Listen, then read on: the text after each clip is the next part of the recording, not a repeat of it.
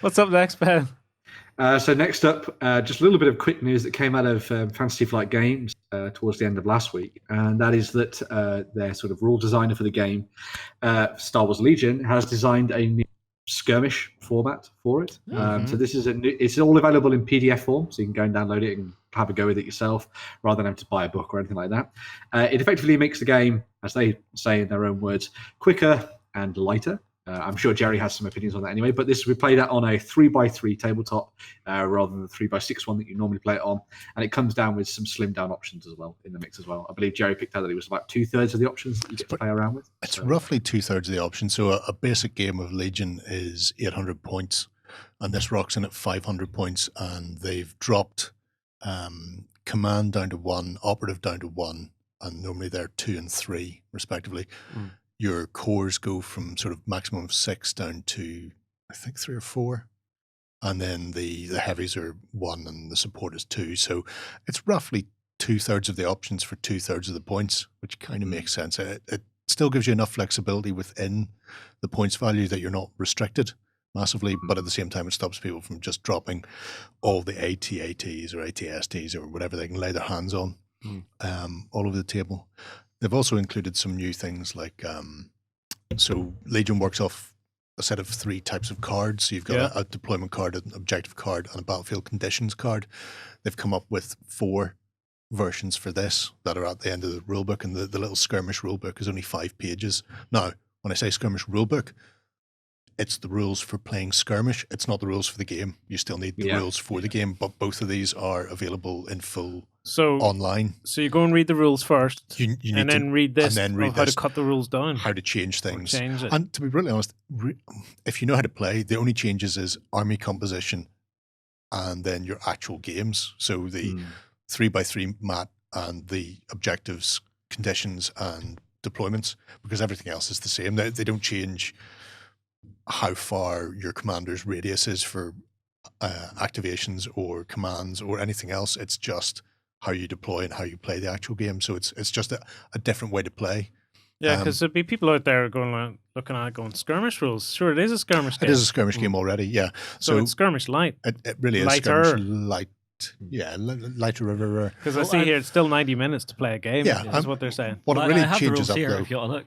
Yeah, if you want. What it's really changing up is you can run these directly out of the box. If you pick up a core set for the factions is roughly 500 points in a box. Yeah. It's not entirely that. I mean, I think the droids are about 500 points, and the clone troopers in the new box work out closer to 700 or 800 points.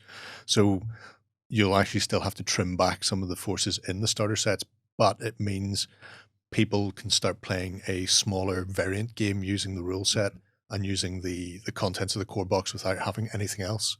That it?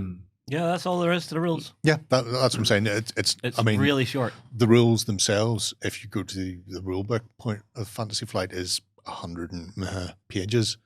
So that is the rules, whereas this is just, if you want to play skirmish, do this, this, and this, you're done. This is a bolt on top of the main rules then? Yeah. Yeah. Well, one of the things they had mentioned as well is that they'd seen a lot of people playing tournaments of Legion, and I think they wanted to try and do something that was a little bit quicker to play, and so it could be done within like a day rather than maybe spreading out over a weekend or something. Yeah. So they've tried to do this so that it feels. You mean the tournament, not the game? Yeah. Yeah, a tournament of yeah. But yeah, it sounds like a cool way to sort of dive in and play a little bit of Star Wars Legion on a smaller scale, as Jerry was saying there. So. Yeah. Especially with those starter sets. So. Yeah, especially if you're playing something like a tournament and you need people to be finished within 2 hours per game to get 4 games in a day, then having a variant rule set that plays in 90 minutes means you can account for people who play slower, that sort of thing. Yeah. You know, if you're trying to get the 800-point basic game in, you're going to struggle in some cases.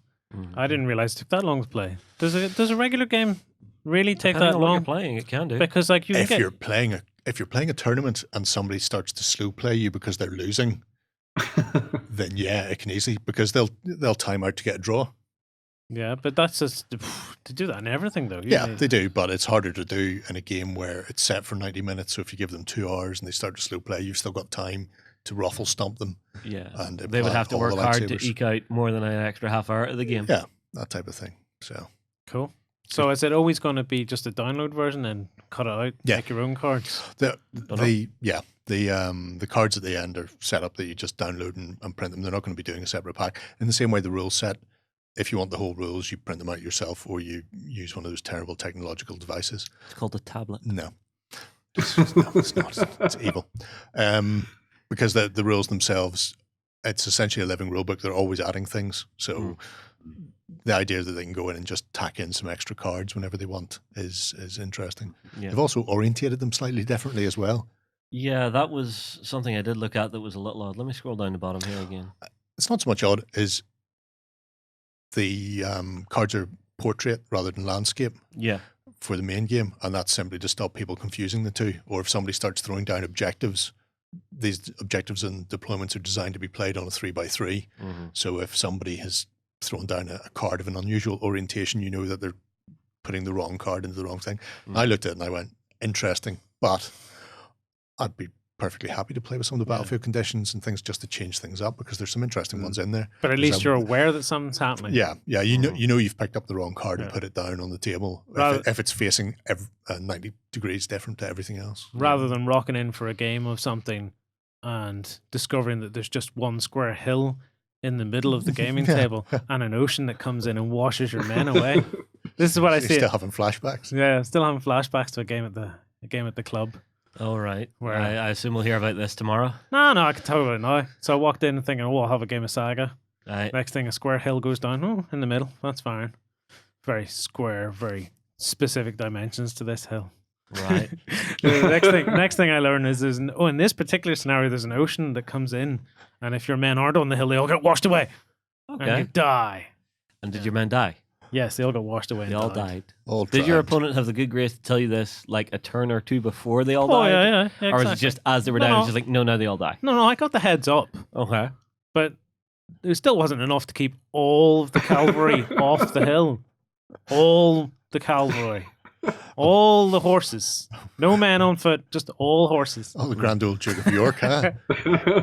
My point is, you would know that, here's something there's that's up, something going something on. different going on here. And if you want to try some of these things in a bigger game, try them in a bigger game. Yeah. Yeah, well, there's nothing to stop you upscaling those deployment zones or anything. It's not that deployment zones I don't really mind so much, because they're more or less mini versions of the deployment zones that exist in the game already, just reduced for the 3x3. But the battlefield condition cards, War Weary, for example, is a particularly nice one. That's the one up top right here? Yeah, I'm going to say yes. I don't need to stretch my neck, but other people who may be finding their neck stiffening want to turn their heads and read that. But you see, if they're watching us on a tablet, they can just turn it. See the benefits. When checking whether a unit is panicked, the range at which a unit can use friendly commander's courage instead of its own is reduced from by 2. Yeah. Hang on. From 2 to 1. So, there you go. So essentially... There you go. There you go. See, PC better than tablet. Just that one in itself is just really interesting. The idea that you've got a unit of rebels who have just spent so much time in the dirt that they just don't want to fight anymore. Yeah. It's just great. But yeah, anyway, so... Interesting. Legion Skirmish. Cool. Fun times.